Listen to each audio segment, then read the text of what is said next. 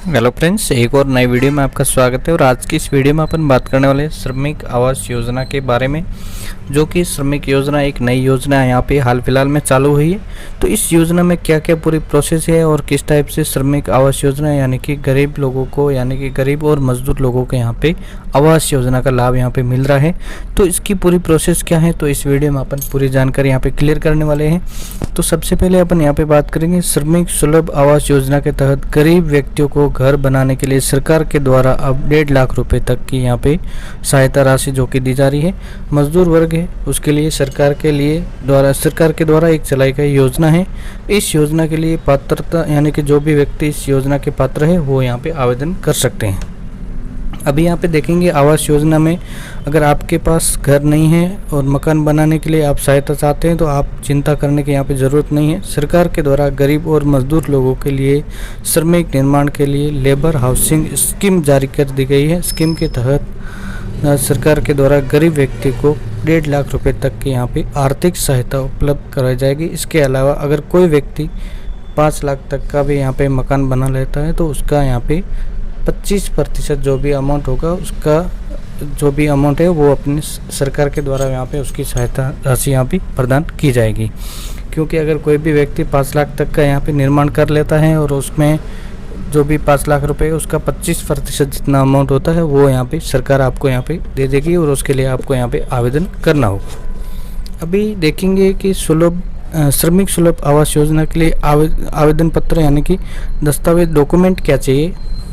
श्रमिक के पंजीकरण परिचय पत्र की स्वप्रमाणित प्रति, श्रमिक के बैंक खाते की पासबुक, प्रथम दृष्टि बैंक खाता संख्या और उसके बाद में IFSC कोड, स्वप्रमाणित प्रति, आधार कार्ड की स्वप्रमाणित प्रति, इस टाइप से अपने को यहाँ पे डॉक्यूमेंट जमा करने होंगे। उसके बाद अनुसूचित जनजाति पत्र की स्वप्रमाणित प्रति, विशेष योग्यता प्रमाण पत्र की, यहाँ पे पालनहार योजना में आने वाली महिला, परिवार प्रमाण पत्र की स्वास्थ्य प्रति और आदि यहाँ पे लागू होगी। इसके बाद में परिवार प्रमाण पत्र की स्व प्रति यानी कि उसकी कॉपी, केवल 2 पुत्रियां हो तो उसके लिए ये स्कीम यहाँ पे लागू होती है।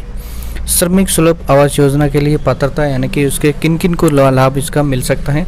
श्रमिक आवास योजना का लाभ लेने के लिए मंडल में काम करने से कम 1 वर्ष तक श्रमिक के रूप में रजिस्ट्रेशन होना आवश्यक है। श्रमिक प्रदेश का स्थान निवासी होना चाहिए।